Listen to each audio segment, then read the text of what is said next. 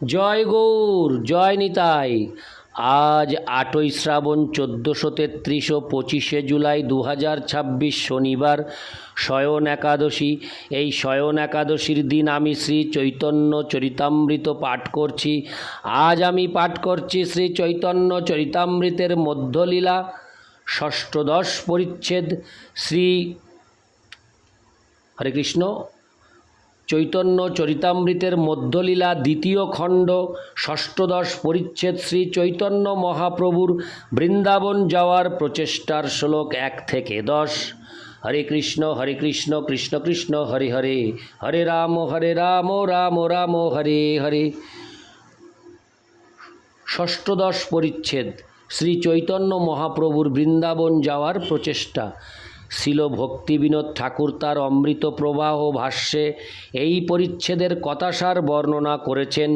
শ্রী চৈতন্য মহাপ্রভু যখন বৃন্দাবনে যেতে চাইলেন তখন রামানন্দ রায় এবং সার্বভৌম ভট্টাচার্য পরোক্ষভাবে নানা প্রকার বাধা সৃষ্টি করতে লাগলেন। যথাসময়ে গৌড়ীয় ভক্তরা তৃতীয় বৎসর নীলাচলে এলেন। এইবার বৈষ্ণবদের গৃহিণীরা শ্রী চৈতন্য মহাপ্রভুকে নিমন্ত্রণ করার জন্য তার প্রিয় বহুবিধ খাদ্যদ্রব্য বঙ্গদেশ থেকে নিয়ে এসেছিলেন। ভক্তরা যখন জগন্নাথপুরীতে এসে পৌঁছলেন তখন শ্রী চৈতন্য মহাপ্রভু মালা পাঠিয়ে তাদের সম্মান করলেন। সে বছরও অন্যান্য বছরের মতো গুন্ডিচা মন্দির মার্জন হয়েছিল। চাতুর্মাসের পর ভক্তরা বঙ্গদেশ অভিমুখে যাত্রা করলেন।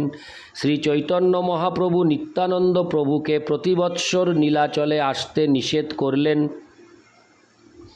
কুলীন গ্রামবাসীদের প্রশ্নের উত্তরে শ্রী চৈতন্য মহাপ্রভু পুনরায় বৈষ্ণব লক্ষণ বর্ণনা করলেন। এই বছর শ্রীল পুণ্ডরিক বিদ্যানিধি নীলাচলে থেকে ওড়ন ষষ্ঠী দর্শন করলেন। ভক্তরা যখন বিদায় নিলেন তখন মহাপ্রভু দৃঢ়ভাবে বৃন্দাবনে যাবার ইচ্ছা প্রকাশ করলেন এবং বিজয়া দশমীর দিন প্রস্থান করলেন। মহারাজ প্রতাপরুদ্র শ্রী চৈতন্য মহাপ্রভুর গমন পথে অনেক প্রকার ব্যবস্থা করেছিলেন। চিত্রোৎপলা নদী পার হলে রামানন্দ রায় মরদরাজ ও হরিচন্দন মহাপ্রভুকে সঙ্গে করে চললেন। গদাধর পণ্ডিতকে মহাপ্রভু নীলাচলে ফিরে যেতে অনুরোধ করলে তিনি তা শুনলেন না। কটক থেকে মহাপ্রভু গদাধর পণ্ডিত গোস্বামীকে শপথ দিয়ে শ্রী পুরুষোত্তমে পাঠালেন এবং ভদ্রক থেকে রামানন্দকে বিদায় দিলেন। তারপর উড়িষ্যা দেশের সীমায় এসে পৌঁছে নৌকা করে যবন অধিকারীর সাহায্যে পানিহাটি পর্যন্ত গেলেন। তারপর মহাপ্রভু রাঘব পণ্ডিতের বাড়ি থেকে কুমারহট্ট হয়ে কুলিয়া গ্রামে এসে অনেকের অপরাধ ভঞ্জন করলেন। সেখান থেকে রামকেলিতে গিয়ে শ্রীরূপ ও শ্রী সনাতনকে অঙ্গীকার করলেন।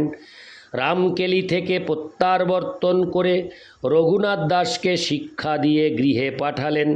পুনরায় নীলাচলে এসে মহাপ্রভু একা বৃন্দাবনে যাবার পরামর্শ করতে লাগলেন। শ্লোক ১।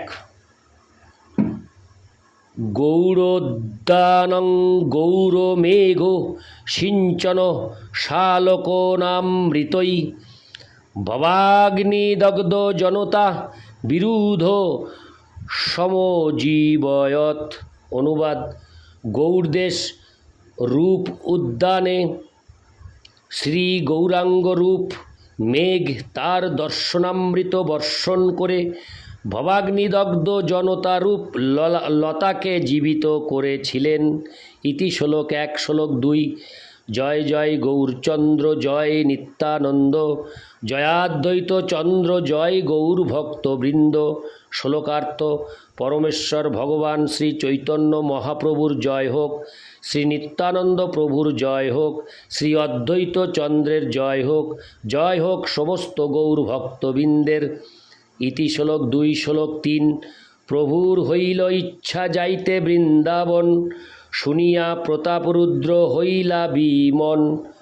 শ্লোকার্থ শ্রী চৈতন্য মহাপ্রভুর বৃন্দাবন যাওয়ার ইচ্ছা হলো এবং সেই সংবাদ শুনে মহারাজ প্রতাপরুদ্র অত্যন্ত বিষণ্ণ হলেন।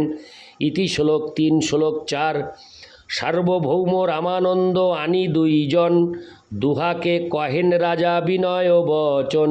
শ্লোকার্থ তখন সার্বভৌম ভট্টাচার্য ও রামানন্দ রায় এই দুজনকে ডেকে এনে অত্যন্ত বিনীতভাবে রাজা তাদের বললেন। ইতি শ্লোক 4 শ্লোক 5। নীলাদ্রি ছাড়ি প্রভুর মন অন্যত্র যাইতে, তোমরা করহ যত্ন তাহারে রাখিতে।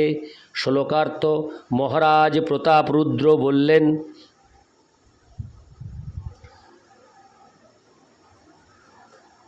শ্রী চৈতন্য মহাপ্রভু নীলাদ্রি ছেড়ে অন্যত্র যেতে চান, তোমরা তাকে এখানে রাখার চেষ্টা করো।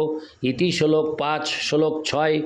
তাহা বিনা এই রাজ্য মোরে নাহি ভাই, গোসাঙ্গী রাখিতে করহ নানা উপায়। শ্লোকার্থ শ্রী চৈতন্য মহাপ্রভু বিনা আমার এই রাজ্য আমার ভালো লাগে না, তাই তোমরা তাকে এখানে রাখার কোনো উপায় নির্ধারণ করো। ইতি শ্লোক 6 শ্লোক 7। রামানন্দ সার্বভৌম দুইজনা স্থানে, তবে যুক্তি করে প্রভু যাব বৃন্দাবনে। শ্লোকার্থ এদিক শ্রী চৈতন্য মহাপ্রভু রামানন্দ রায় এবং সার্বভৌম ভট্টাচার্যকে বললেন, আমি বৃন্দাবনে যাব। ইতি শ্লোক 7 শ্লোক 8। দুহে কহে রথযাত্রা কর দর্শন, কার্তিক আইলে তবে করিহ গমন। শ্লোকার্থ রামানন্দ রায় এবং সার্বভৌম ভট্টাচার্য তখন শ্রী চৈতন্য মহাপ্রভুকে অনুরোধ করলেন, প্রথমে রথযাত্রা দর্শন করে তারপর কার্তিক মাসে তুমি বৃন্দাবনে যেও। ইতি শ্লোক 8 শ্লোক 9। কার্তিক আইলে কহে এবে মহাশীত, দোলযাত্রা দেখি যাও এই ভালো রীত। শ্লোকার্থ তারপর কার্তিক মাস এলে তারা বললেন, এখন অত্যন্ত শীত, তাই এখন না গিয়ে দোলযাত্রা দর্শন করে তারপর গেলেই ভালো হবে। ইতি শ্লোক 9 শ্লোক 10। আজিকালি করে উঠায় বিবিধ উপায়, যাইতে সম্মতি না দেয় বিচ্ছেদের ভয়। শ্লোকার্থ এইভাবে আজকাল করে নানা অজুহাত দেখিয়ে তারা বিচ্ছেদের ভয়ে তাকে যেতে সম্মতি দিলেন না। ইতি শ্লোক 10 শ্লোক 11। হরে কৃষ্ণ। এই অডিওতে আমি 10 শ্লোক পর্যন্ত পাঠ করলাম। হরে কৃষ্ণ কৃষ্ণ কৃষ্ণ হরে হরে, হরে রাম রাম রাম হরে হরে। জয় গৌর, জয় নিতাই।